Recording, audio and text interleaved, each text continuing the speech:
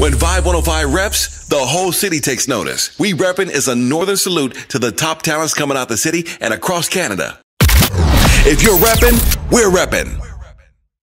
Toronto's best urban music, Vibe 105. What's up, everybody? It's your girl, Nobetternina, and I have another guest with me here in the studio today. When Vibe 105 reps, the whole city takes notice. We Reppin' is a northern salute to some of the top talents coming out of the city and across Canada. And with that being said, ladies and gentlemen, please welcome Notifi. What up? What up? How are you today? I'm good. I'm good. How are you? I'm good, thanks.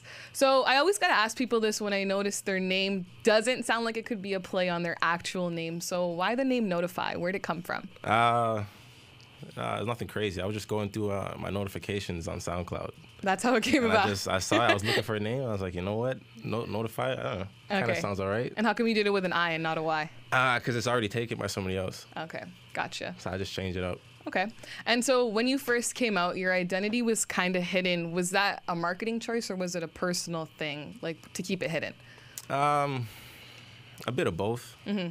I mean, for me personally, I don't really like have myself out there like that, but yeah, with the music, you know, you kind of have to at some point. So yeah, exactly. At the beginning, it was kind of just like, all right, let's put the music out and have people appreciate the music for what it is instead of from who it's coming from. So. Mm-hmm.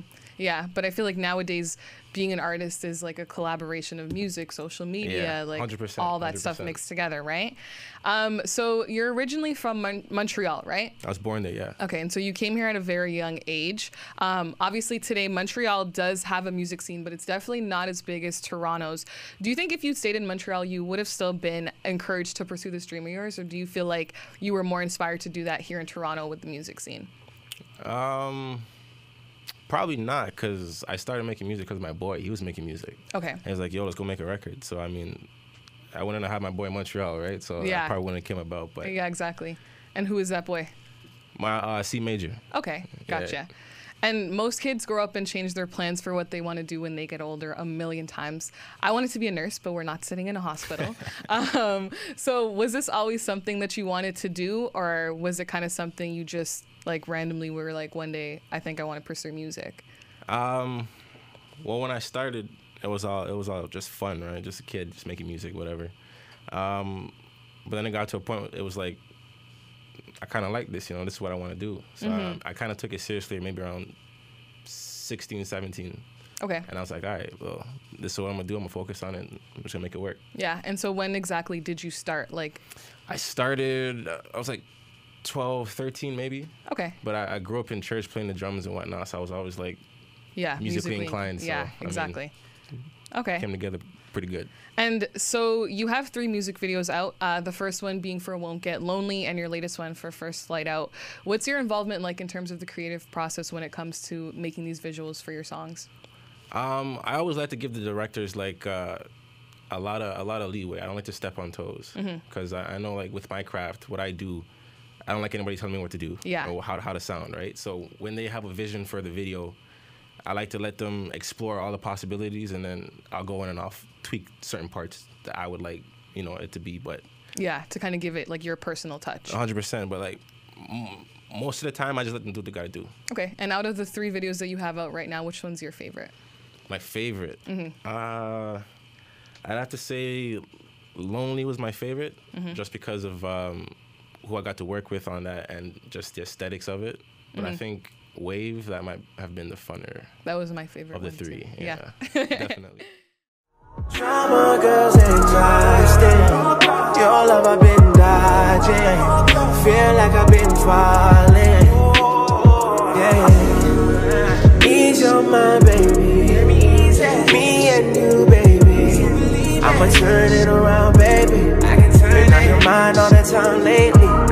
Said it's all you need, baby. So your debut EP is set to drop soon. Do you have any features on it, and can we expect any collabs with other Toronto artists on it? No features on this one, but collabs definitely in the future. Yeah, definitely. Okay. It makes sense. I feel like a lot of artists don't really put any features on their first projects or anything. No, because you want it to be about you, right? Yeah, exactly. So while I was researching, I did stumble upon a couple of blogs that said the EP was actually supposed to come out last fall. So why the pushback? Just a lot of logistics. Just a lot of reasoning. Timing wasn't right. things weren't lined up properly. Had to get the music together. Just all kinds of things just came. It was factored in. So yeah, might as well, you know, just have it ready, have it done before we try to do anything, instead of, you know, trying to push it and it's not proper. And yeah, because you want to put out your first like project. You want to put out a good piece of work for sure. Has to be solid for sure. So if you could describe this debut EP and some of the inspiration behind it, what would that be? Ups and downs, relationships, definitely. The city, yeah, it's definitely an inspiration. There's a lot that goes into making these records, but I think more or less, I think there's only 7 tracks on it, so there wasn't a lot of different aspects to it. So it's mainly just relationships, ups and downs, the city. Okay. Those top 3. Okay. And so you did a freestyle for the City Girls Act Up Challenge, and it was pretty good. I liked how you were able to transition from the bars to singing in such a short amount of time. Shout out Navi. But what do you prefer, singing or rapping? Both. I just love making music. Yeah. So, I mean, so it's not one over the other? No. Okay. Although some people might want to, you know, prefer one over the other, but yeah, with me, I like both. So. Okay. And so what made you want to hop on that beat for Act Up? Because I noticed on your Instagram that's not the only remix you did. You did Tatiana, you did 21 Savage's a lot. So what is it about a track that draws you to it to make a remix?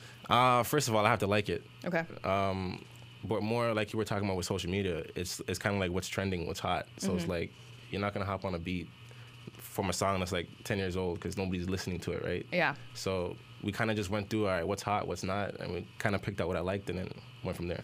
Okay. And so let me ask you this then, seeing as you may or may not be a City Girls fan, who are your top 3 female rappers right now? Top 3 female rappers. Megan Thee Stallion. I think she might be number 1. Okay. Cardi. Sweetie. Okay, we could be friends. So it was a hot girl summer then, no? It was. Okay, thank you. Okay, so what about Nicki? Because I don't think she's going to retire. I think it was all a publicity stunt. What did you think when you heard her say that? I was kind of like, why? I mean, what's the point of saying that?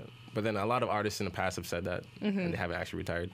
Yeah. I just think maybe she's just going to take a slight break and then come back with like a project or something.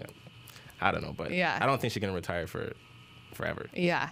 And so do you think she actually contributed something worthy to the game, though? Because a lot of people from the generation before us would argue that she didn't because of her intense similarity to Little Kim. So do you think her time's up, or she actually still has something more to contribute to the game today? She definitely has more to contribute. I mean, her run was a big run. Like she's a staple in the hip hop community just because of the new energy she brought.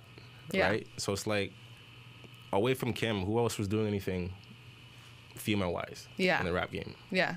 Nobody really. So when she came along and she made her imprint, right? So I don't think she's gonna retire anytime soon, but I think she definitely influenced a lot of up-and-coming female rappers, and she deserves more credit for that. Yeah. I feel. So you recently performed at Queen's University. How was this different from any of your previous performances? Because you were a part of North by Northeast this summer, and Rap Season's collective Rated as well, right? So how was the performance at Queen's University different from any of those? That one was just all fun. Yeah. It was just all fun. University kids are always fun. Yeah. I didn't feel any pressure in terms of having to really like showcase anything. I feel like with that performance, it was more just to give people a good time. Okay.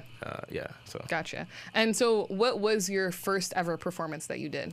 My first ever performance. It might have been.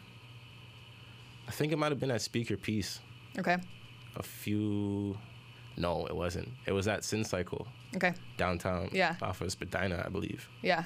I was probably like 15, 16. Okay. And so as an artist, what would you say, maybe then or maybe even like now as you've garnered more attention, what would you say is one of the most valuable things you learned from those first performances that you're able to apply to others after the fact? You just gotta thug it out, to be honest with you. Because when you're coming up and nobody really knows who you are and your songs, when you're on stage, they're just kind of looking at you, right? Because they don't know who you are. They don't know the words to the songs. So it's kind of like you gotta put extra effort into delivering those records when you're performing it, because you want people to gravitate to you. So if it's the first time they're seeing you, they're gonna, they don't know what to expect. Yeah. So you could go over the top with it, but then obviously over time, if that's what you're gonna do, you gotta live up to that. Yeah, exactly. So you gotta, be mindful. And so you're opening for Kiana Lede here in the city before the end of this month. Yeah. How do you plan, like, speaking of making it memorable, how do you plan on making this performance a memorable one so that people who might not be familiar with your music will remember you? Like you said, you kind of got to keep it up. So if we look back at Tory Lanez, he's been climbing and crowd surfing since he started, right? 100%. So, like, do you feel like there's, like, a memorable factor that you kind of want to play up on, or, like, anything like that? For that performance, I feel like I'm just gonna be in the moment, because it's a blessing to be able to open up for, especially in the city. Yeah. At my club, so it's definitely a blessing. But I'm just gonna go up there. I'm just gonna do what I do, and I know people are gonna gravitate to the music. Yeah. Especially with Lonely. Yeah. A lot of people in the city know that song, so it's gonna be good. For sure, definitely.